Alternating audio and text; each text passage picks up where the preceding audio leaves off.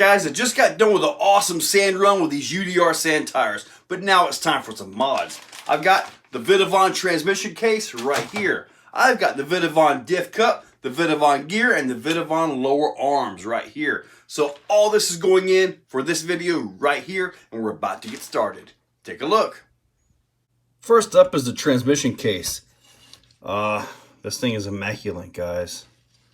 Really nice. All this aluminum, and I've mentioned this before, all this aluminum helps to pull the heat away from the motor. So you got your motor plate right here. Then all this right here pulls heat from all of that and helps to transfer it into the chassis. So now you can look at it and tell right there. You see that piece right there? So that's where the transmission sits. So you take this plate off and you can get to the motor. So that's what we're going to start with. But ultimately, the entire body has to come off so we can get down into the chassis, into the transmission. Drive shaft's got to come off and all that stuff. With the cover off, here we are. Oh yeah, look at that. So the motor should pop out. Yep, it will. Just kind of got some grit in it from the sand, so. All right, very simple, very bulletproof transmission, and also already very sandy. Alrighty. With the body out of the way, now it's time to remove the cage. Got some wires with some plugs right here, and the cage comes loose up front and under the bottom. And at that point, we will actually have access to everything we need. And with all that out of the way, I've got to do some more digging. The transmission is kind of down in here a little bit deep. So I'm going to go ahead and pull the motor wires, go ahead and get the motor dropped out, remove the ESC so I can have a good clean shot right to the transmission, because it kind of sits down in the transmission, that little piece, that little tab. So it's got to come up and out. When I do the Vitavon top arms, I'm going to go ahead and do the Vitavon shock brace as well.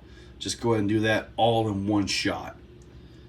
Just because, well, there's no sense in doing one and not the other. But anyway, I'm going to continue digging and get that transmission out. With this truck being out like it is, some of you guys are giving me some awesome tips. And one of them was to be careful with the ESC because the tabs can break. Yep. So when I put this back into place, I'll put some tape underneath it or something. You guys also mentioned the receiver was right out. Well, yep, right out in the open, and it will fill up with dirt. Boy. Losi does some things really good, and some things is just like, what happened? Where was the thought? Stock transmission right here. That's a lot of weight in this transmission. Big gears. So those are going over into this. Now, if you're just swapping everything over, it should go pretty easy. But I'm obviously putting in the new Vitavon gear here.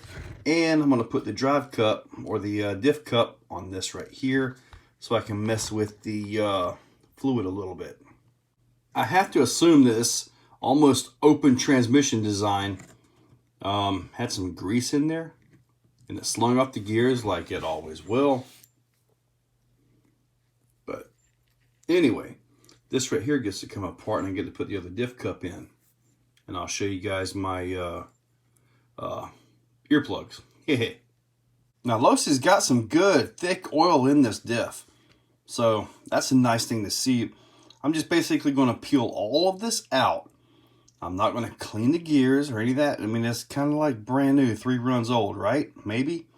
I'm going to put this into the new diff cup and just simply stuff an earplug into it. So, and the reason I'm leaving a little bit of oil in there is because the earplug is not lubrication. So, got to have some kind of lube in there, guys. There are the internals, and they look good. They look like good quality. The stock diff cup actually is nice and beefy. This is a little bit mucho more beefy. So, I've got to put the seal right there, down into it, put that back up into this, and then it appears all of these go right into it. Obviously, you got to take the new screws out, but looks like all that goes right into it. Nice and simple. I want to point out that this right here, are actually like a limited slip style disc.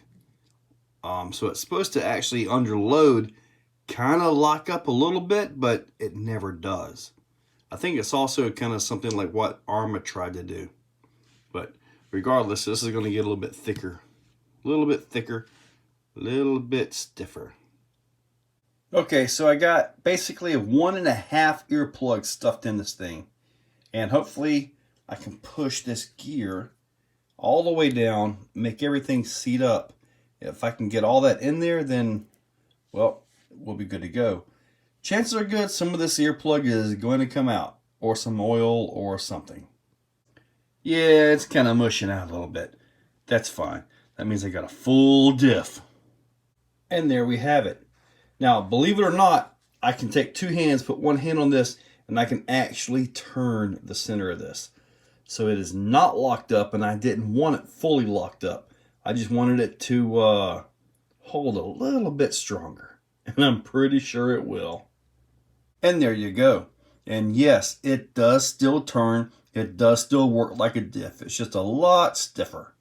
I have to assume that the stock one right here is a high wear item. I'm still kind of new to this platform, this truck, but Arthur wouldn't have made this if it wasn't needed. That's for sure. There we go, guys. Everything is in. I am not going to grease this. I hope it doesn't cause any issues. But it's kind of an open piece, and you guys see where the grease was that came on it. Just, yeah, nothing stuck at all. Nothing stuck at all. So, and nothing's going to stick. It's just not. So, anyway, I'm going to put those in dry and just get this thing reassembled. I'm not sure if I told you guys how I actually got this in and out. Took it loose right here, and I just loosened these bolts here, and I was able to bend this up and worm that out. So, well, I've got all that secured. Got some tape underneath that. You can kind of see a little bit of shiny right there, so that's all taken care of.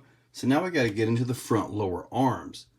And I believe it has something to do with those bolts right there. So here we are, and this is how I got here. Take the front two bolts out right there. Take the bumper assembly off, sitting right over there. This right here comes loose, right like that. There are slots to get to those screws right there. That comes off, and now here we are. These are just pins, so those can come out, but I've also got to go ahead and take off a few things out here. So, yeah, got a little bit more to do. I popped the sway bar loose on the little ball ends right in there. Got the shock bolts out and the hinge pins right here for the knuckles. So those are all loose. And now this piece right here actually pulls out, and you got the little clips right there on these hinge pins. That right there pulls out, and it takes the pins with it. Arms drop right loose. Then we swap out the little balls. Stock arms are off. They are like a two-piece design setup. Kind of reminds me of the UDR. Now this already has balls on it. So I'm just simply going to try those and see how that works out. But yeah, it's coming together nicely. The arms are on. Everything went in nice and tight. It was a little bit tight right up through here. I did take a file and just kind of shave the inside of the arms just a little bit. And now they're super smooth. Stiff springs. But anyway, now it's just simply putting the bumper assembly back on. Wheels, tires. I've got to do something with the receiver. I'm going to go ahead and change radios in this. Go ahead and put the GT5 in it, because that's what's going to go in this thing anyway. So once I get that done, maybe I can find a receiver box, something to kind of seal it up a little bit as well too. So anyway, yep, got to get back to work. So here's the setup right here. Found a receiver box for a Traxxas TRX4, and that's kind of it. Got the wires sticking out right here. Hopefully they'll reach to still get to all my lights. If not, I'll have to come up with something like that. Lights aren't really a major thing for me though. But anyways, everything is back together and pretty much it's ready for some tires and get it outside. Most of this video was totally about the install and all that, so that's going to be most of the video. However, you know, I want to drive this thing a little bit, you know, in between each mod and this and that, you know, just to see what changes. Now, with that receiver, I'm pretty sure I showed you guys, but I went to the GT5 as well. This is an awesome thing. I think I got my gyro turned up a little bit too much.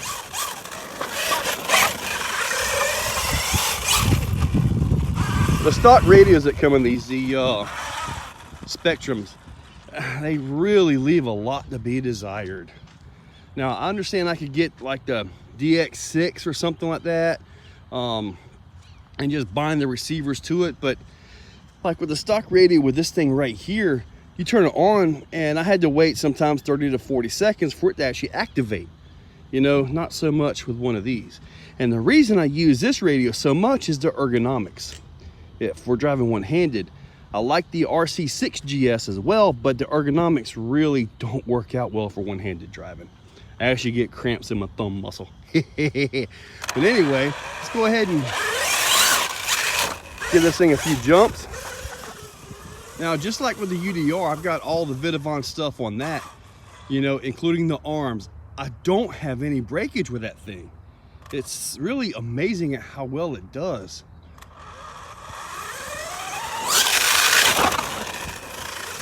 But I gotta tell you, the sheer size of this thing right here really puts this above the UDR in a lot of ways. This is just a monster beast. Oh, I don't know what that was over there, but I certainly got into it. Looks like a stick or something. Let me get that out. It was like a wiring harness. I know more than just RC guys come out here. That was not RC, so anyways.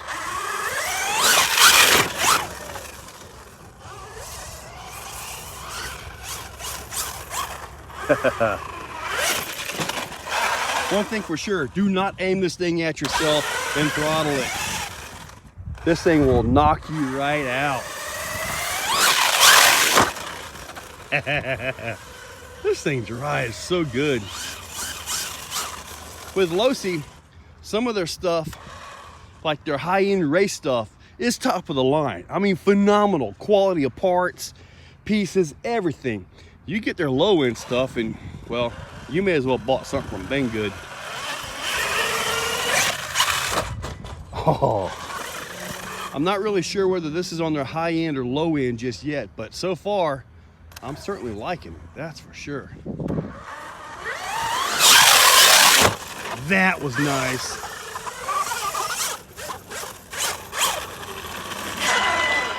All right, guys, so I guess we'll go ahead and wrap it up right there.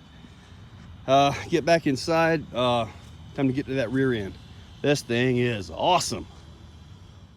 Well, guys, most of this video was about the install parts. I was trying to show as quickly as I could what needed to be done to fit everything in. The driving is just kind of a bonus thing that I was able to get out there and do for you guys, because I do read those comments. No driving? Boo! I read the comments as much as I can. I don't get to everything, you know, but I do what I can.